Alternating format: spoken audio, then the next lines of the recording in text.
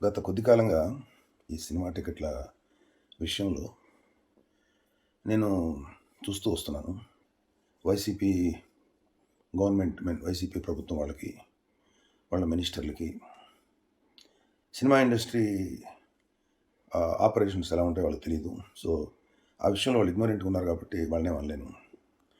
అలాగే ఈ మీడియాలో కూడా చాలామంది హైయెస్ట్ టికెట్ల రేట్లు పెడుతున్నారు అని చెప్పి ఎక్కువ పేదవాడికి ఫ్రీగా చూపించాలి, లేకపోతే తక్కువ రేటు చూపించాలి.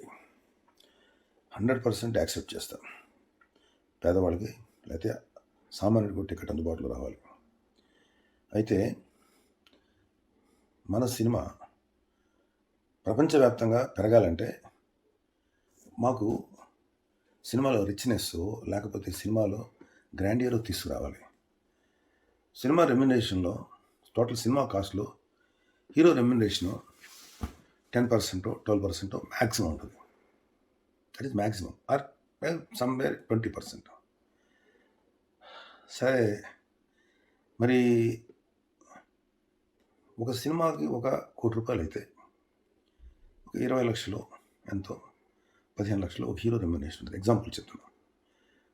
సో, ఆ 15,00,000 ఉంటే ఒక నిర్మాత తన సొంత డబ్బులు ఒక 10,00,000 ఎంతో పెట్టుకొని ఫైనాన్షియల్స్ దగ్గర డబ్బులు తీసుకొని దానికి ₹2 ఇంట్రెస్టో, ₹3 ఇంట్రెస్టో కట్టి హీరోలకి రెమ్యునరేషన్ ఇచ్చి, హీరోయిన్‌లకి రెమ్యునరేషన్ ఇచ్చి, అలాగే కెమెరామెన్‌లకి అందరికి రెమ్యునరేషన్ ఇచ్చి సినిమాకి ఖర్చు పెడతారు.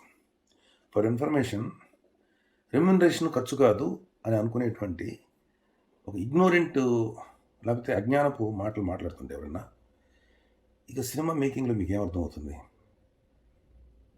సినిమా రెమ్యునరేషన్ అనేది it's a part of the expenditure. ఎన్నిసార్లు ఎంతమంది హీరోలు ఔట్ ఆఫ్ ది వెళ్ళి ఎన్ని సినిమాలకి డబ్బులు తగ్గించుకున్నారు, వెనక్కిచ్చారు, ఫ్రీగా చేశారు. మీ దగ్గర ఆ డేటా ఏమీ లేదు. ఎవరైతే సినిమా టికెట్లు పెరిగిపోయినాయి, పేదవాడికి కూడా సినిమా చూసే అవకాశం రావాలని. ఫర్ ఎగ్జాంపుల్, 'అత్తారింటికి దారేది' సినిమాకి ఆ రోజు వాడెవడో సన్యాసి గారు దాన్ని పైరేటెడ్ ఇది రిలీజ్ చేస్తే ఆ నిర్మాతకి నష్టం వస్తే కళ్యాణ్ బాబు కోట్ల రూపాయలు అడ్డం పడ్డాడు. అదొకటే కాదు, జానీ సినిమాకి ఆర్టిస్ట్ గాను, డైరెక్టర్ గాను సినిమా పోయినందుకు తన రెమ్యునరేషన్ వదిలేసుకున్నాడు. చిరంజీవి గారు 'అంజీ' సినిమాకి తన రెమ్యునరేషన్ మ్యాక్సిమం వదిలేసుకొని చేశాడు. మా చరణ్ బాబు నా వైపే చూడండి, నేనే చరణ్ బాబు ఫుల్ రెమ్యునరేషన్ ఇవ్వలేకపోయాను. ఈవెన్ ఒక 70% రెమ్యునరేషన్ ఇవ్వలేకపోయాను. మహేష్ బాబు, జూనియర్ ఎన్టీఆర్, మన ప్రభాస్. కాకపోతే వీళ్ళందరూ ఏంటంటే మెడలో బోర్డులు వేసుకొని తిరగరు, మేము తగ్గించామని. పిక్చర్ బాగుంటే, బాగా బిజినెస్ జరిగితే వాళ్ళు రెమ్యునరేషన్ తీసుకుంటారు. మోస్ట్ ఆఫ్ ది హీరోస్ చాలా ఫ్లెక్సిబుల్గానే ఉంటారు, మన తొలి హీరోస్ వరకు.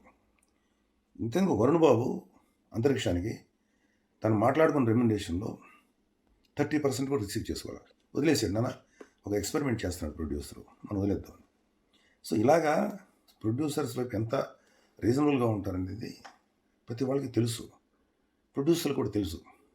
అయితే ప్రొడ్యూసర్లు పిచ్చోళ్ళు ఇస్తారా?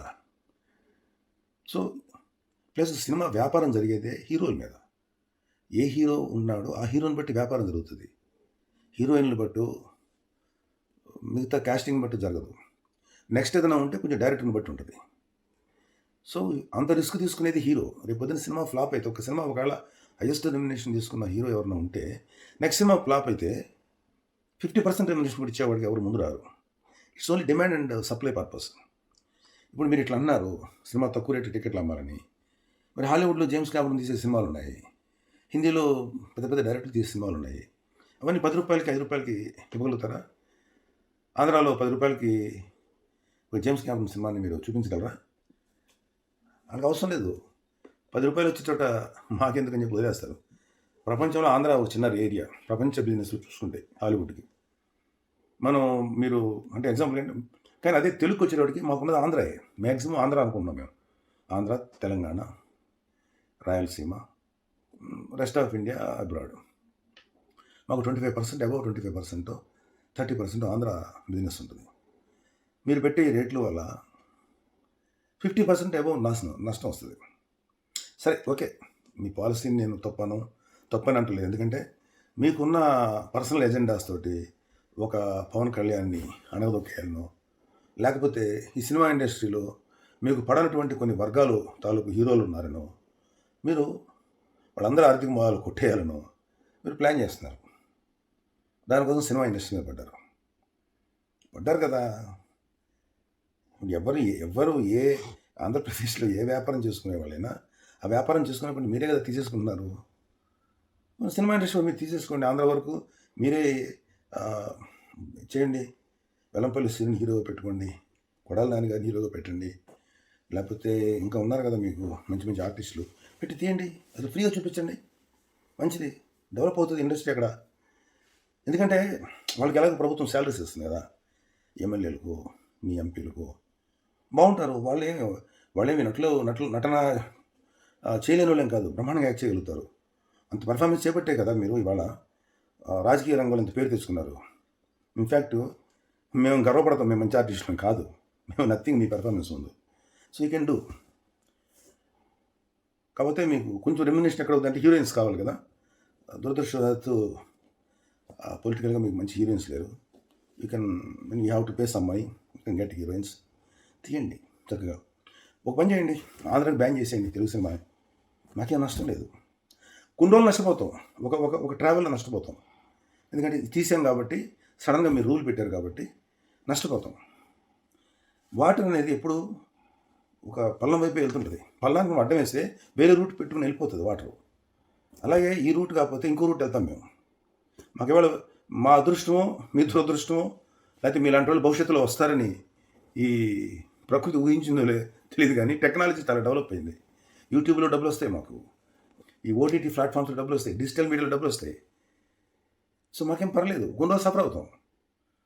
మీరు ఇగ్నోరెన్స్‌తో మాట్లాడుతున్నారన్న విషయం మీకు తెలుస్తుందా?